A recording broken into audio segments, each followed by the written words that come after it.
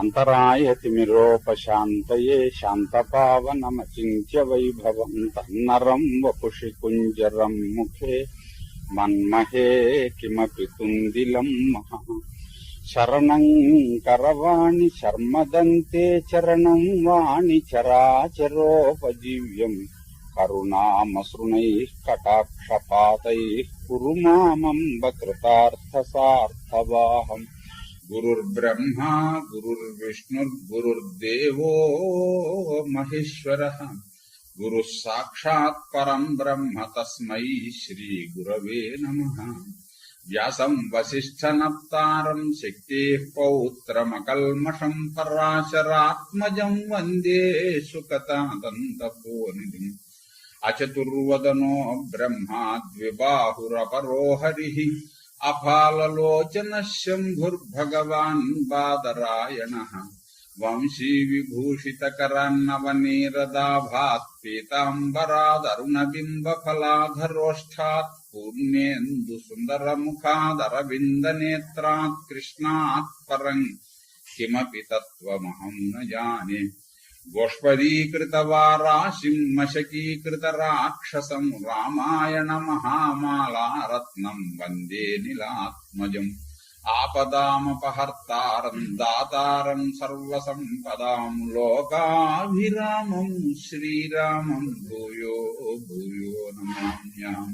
పూజ్యాయ రాఘవేంద్రాయ సత్యధర్మరతాయ చ భజతాం కల్పవృక్షాయ నమతాం కామధేనవే.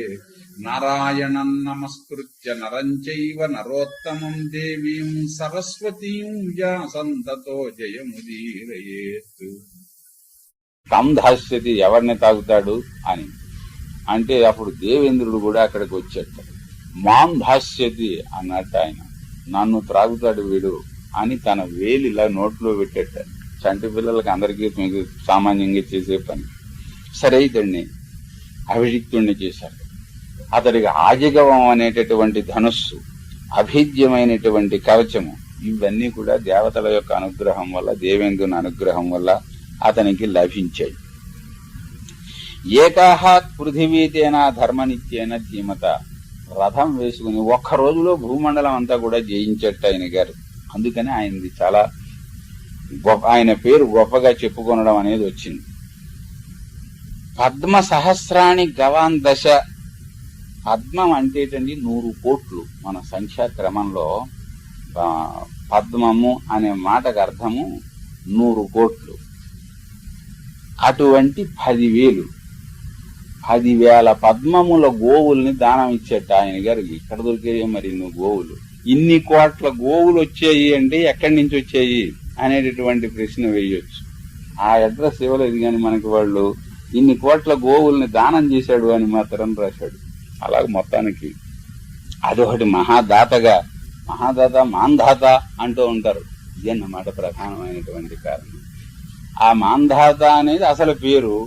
కొంచెం మన మహాదాత అనేటటువంటి మహాన్ దాత పలకొచ్చేటప్పటికి మహాన్ దాత మాంధాత ఎవరు కింద రెండు కూడా కలిసి వచ్చాయి. ఆ ఇది వచ్చేటప్పుడు ఆయన గొప్ప దాతగా కూడా పేరు తెచ్చుకున్నాడు.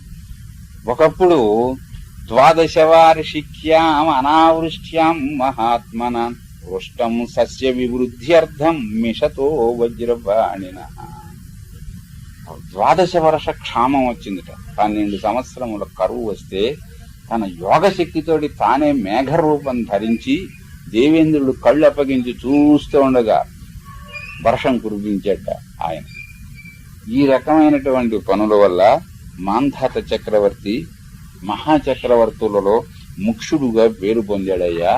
ఇదిగో ఆయన గారి యజ్ఞాదులు చేసినటువంటి ప్రదేశం ఇది అని చెప్పారు. సరే, చాలా బాగుంది.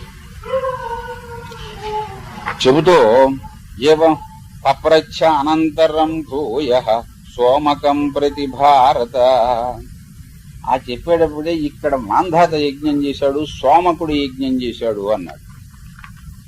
ఎంతటి వాళ్ళకైనా వాళ్ళంటే కాస్త ఇష్టం ఎక్కువగా ఉంటూ ఉంటుంది. మీ పేరేనండి అన్నట్టు. మీ పేరేనండి అంటే అలాగాని వాడికి అయితే ఏం పని చేసి పెట్టాలి నీకు అన్నట్టు. వాడి పేరు వీడి పేరు ఒకటి, అంతకంటే ఆయన పేరు రామన్న అయితే ఇతని పేరు కూడా రామన్న. నీ పేరేమిటంటే అయ్యా మీ పేరే పెట్టారండి నాకు అన్నట్టు. వాడి పేరు పెట్టారో వీడికి, అందుకోసం అంటే ఆహా అయితే ఏం పని కావాలంటే ఫలానా పని అంటే వాడు చేసి పంపించేట. ఇది తమాషా. సోమకుడు కూడా ఇక్కడ యజ్ఞం చేశాడు అన్నాడు.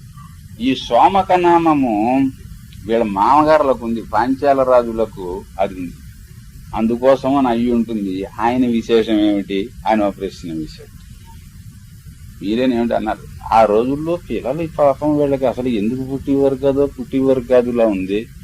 ఇప్పుడు వద్దంటేనేమో పిల్లలు పుట్టుకుని వస్తున్నారు అని చెప్పని అన్నారు. ఈయనకు కూడా పట్టుకున్న బాధ అదే. 100 మందిని పెళ్లి చేసుకున్నట్టండి ఈయన. కానీ భార్యా శతం రాజన్ సదృశీనాం అభూ. 100 మందిని వివాహం చేసుకున్నా సంతానం కోసమనే పాపం 100 పెళ్లిళ్ళు చేసుకున్నట్టే. ఒక్కతికు సంతానం కలగలేదు. కానీ ఏదో ఆ మహాత్ములను ఆశ్రయించి ఈ మహాత్ములను ఆశ్రయించి చేస్తే తన్ జాతం సుతస్తస్మిన్ స్త్రీశతే సమజాయత. ఒక్క కుమారుడు మాత్రం ఇంకో వార్ధక్యం వచ్చేసింది, ఇక పిల్లలు పుట్టరు అనుకునే దశలో ఒక కుమారుడు కలిగారు. వీడికి జంతుహు అని పేరు పెట్టారు. జంతుహు అంటే ప్రాణి అని అర్థం. అంత మనకి పెద్ద విశేషం ఏమీ లేదు. చాలా మంది ఈశ్వరుడుకున్న పశుపతి శబ్దాన్ని చూచి రకరకాల అర్థాలు నోటికి వచ్చినట్టు చెబుతూ ఉంటారు, చేతికి వచ్చినట్టు రాస్తూ ఉంటారు. అందరికీ కూడా పశువు 3 రకములైనటువంటి పాశములతోటి అతడు బద్ధుడై ఉంటాడు గనక పశువు అని చెప్పని అంటూ ఉంటారు. వీళ్ళకి అందరికీ కూడా పతి అంటే జీవహ అని అర్థం అన్నమాట, జీవుడు అని చెప్పని అర్థం.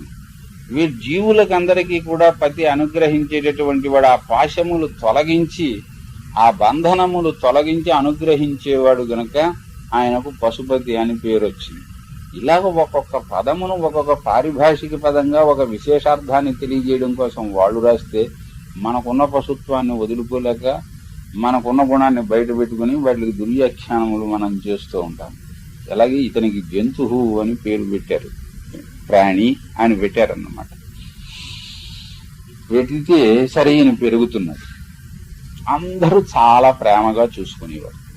ఎంత ప్రేమగా చూసేవారంటే వాడిని కింద దింపేవారు కాదు, అసలు దాసీలకు కూడా ఇచ్చేవారు కాదు. 100 మంది వీళ్ళే ఉన్నారు. అయ్యి అంచేతను ఒకళ్ళని విడిచి ఒకళ్ళు వీళ్ళే ఎత్తుకుంటూ ఉండేవారట అస్తమానం.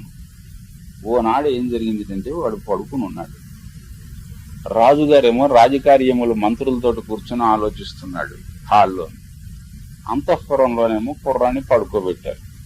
మహారాజు గారు అబ్బాయి అయితే మాత్రం నూనె రాయకుండా ఉంటారా? నూనె రాస్తే చీమలు రాకుండా ఉంటాయా? ఎలా వచ్చిందో ఎర్ర చీమ ఒకటి వచ్చింది. అది ఎంత జాగ్రత్త తీసుకున్నాను. అది వాడి కిందకి వెళ్ళి వీపు మీద కుట్టింది. అది కాస్త కుట్టేటప్పటికి వాడి కెవ్వుమని ఏడిచాడు. వాడి కెవ్వుమని ఏడవగానే ఈ 100 మంది రాణులు కెవ్వుమన్నారట ఒక్కసారి. 100 మంది రాణులు ఏడుస్తూ ఉంటే అంత 100 మంది రాణులు ఉన్నారు అంటే 100 దాసీలు ఉండాలి. వీళ్ళందరూ గొల్లుమన్నారట. అంతఃపురం అంతా ఏడవడం ప్రారంభించింది ఒక్కసారి. ఏమిటో కంగారని మంత్రాలోచన విడిచిపెట్టి రాజకార్యములు ఆలోచించడం విడిచిపెట్టి రాజుగారు గబగబా పరిగెత్తుకుని వచ్చాడు. వీళ్ళ గోలు చూస్తే ఆయనకి దుఃఖం వచ్చింది. ఏమిటెర్రా ఇంతకీ సంగతి అని చూస్తే వీటి మీద ఎర్రచేమ ఉంది. సరే ఎర్రచేమని తీసేశారు, వాడిని ఏదో చేశారు, వాడు ఊరుకున్నాడు, వీళ్ళు ఊరుకున్నారు, అంతా అయింది. మళ్ళీ తిరిగి మంత్రుల దగ్గరకు వచ్చిన తర్వాత ముందర ఈ ప్రాబ్లం అంతా మనకు అర్జెంటు కాదు, దీన్ని వెనక్కి పెట్టండి, అంతకంటే కొత్త సమస్య ఒకటి వచ్చింది అన్నట్టు రాజుగారు. ఒక కుర్రాడు కాదు, ఒక బిడ్డ కాదంటారు. వాడు ఏకపుత్రుడు అయినందువల్ల కదా వాడు ఏడిచేటప్పటికి ఇంతమంది ఏడిచారు, నాకు ఏడుపు వచ్చింది వాళ్ళని చూస్తేను. అంచేతను 100 మందికి 100 మంది కుమారులు కలగవలసిందేనండి, మార్గం ఏమిటో చెప్పండి అన్నారు. అయ్యా అది మన ఫీల్డ్ కాదండి, మనం శాస్త్రుల వారిని పిలుద్దాము అన్నారట మంత్రులు. అప్పటి వాళ్ళు కనుక వాళ్ళు ఇది మన పని కాదండి, శాస్త్రులు గారు ఆలోచించాలి అన్నారు. సరే శాస్త్రులు గారిని పిలుచుకుని వచ్చారు. వాళ్ళు తిరగేశారు శాస్త్రాలు. వేదంలో ఎక్కడో ఉంది, సృష్టిలో ఎన్ని ఘోర కిరాతకములని మనకు అనిపించే పనులున్నాయో అవన్నీ కూడా శాస్త్రాల్లో ఉన్నాయి. అది అక్కడ ఉన్నటువంటి విశేషం. వీళ్ళు రాజుగారు ఏమైనా ఇప్పుడు నా భార్యలకు అందరికీ కుమారులు కలగాలి, ఏమిటో చెప్పండి, మీ శాస్త్రంలో ఉంది అన్నాడు. ఉంది అన్నట్టు ఉంది అని చెప్పారు. మీకు ఇప్పుడు అత్యంత ప్రేమపాత్రుడైనటువంటి ఈ జంతు అనే కుమారుడున్నాడే, వీణ్ణి గనక హోమము చేసి మామూలు అశ్వమేధ యాగము అవి చేసినట్లుగా ఈ కుమారుణ్ణి గనక హోమము చేస్తే 100 మందికి ఆ ధూమము ఆఘ్రాణం చేస్తే, ఆ పొగ పీలిస్తే చాలు, నీ రాణులందరూ కూడా మళ్లీ గర్భవతులు అవుతారు. అదొక ప్రక్రియ ఉన్నది. ఇతనికి ఓ పుట్టుమచ్చ ఉందిట. వీడు కూడా మళ్లీ ఇప్పుడు ఏ తల్లి కడుపున ఇతడు పుట్టాడో ఆ తల్లికే మళ్లీ వీడు జన్మిస్తాడు, పునర్జన్మ ఇతడు ఎత్తుతాడు. ఇది గనక నీకు ఇష్టమైన పక్షంలో నీ 100 మంది రాణువులకి 100 మంది కుమారులు కలగటం ఖాయం అని వీళ్ళు హామీ ఇచ్చారట. అయితే సిద్ధమే, నేను యజ్ఞం చేయించండి అని. అలాగే వీళ్ళు యజ్ఞం చేయించారు. చేయిస్తే సరిగ్గా వీళ్ళు చెప్పినట్లుగానే ఆ లక్షణంతో సహా మళ్లీ వీడు పునర్జన్మ ఎత్తాడు. మిగిలిన 100 మందికి 99 కూడా కుమారులు కలిగారు. 100 మంది కుమారులు కలిగారు. ఇక్కడి దాకా కథ బాగానే ఉంది. సరే, కాలం చెల్లింది, గడిచింది. ఈ గురువు గారు ముందర చచ్చిపోయాడు. ఈ యజ్ఞం, ఈ ఉపాయం చెప్పేటప్పటికీ అది రాజకీయంలో అదొక మార్గం కదా. ఎవడైనా ఇప్పుడు ఏం చేయాలి ఈ సమస్యకు అంటే, ఈ పని చేయాలి, అయితే నీకే అధికారం ఇస్తున్నాం, అది నువ్వు అమల్లో పెట్టు అని అంటారు. సరిగ్గా అలాగే ఈ ఉపాయం చెప్పిన వాడు ఈయన ఓ శాస్త్రులు గారు. ఆయన చేతనే యజ్ఞం చేయించారు. రాజుగారు కూడా పోయాడు. ఆయన ముందర పోయాడు, తర్వాత రాజుగారు పోయాడు. రాజుగారిని అలాగ యమలోకం మీదుగా తీసుకుని వెళుతున్నారు. తీసుకుని వెళుతూ ఉంటే ఓ నరకంలో ఈయన కనిపించాడు, నూనెలో వేగుతున్నట్ట మనిషి. ఎవరి? గురువు గారు.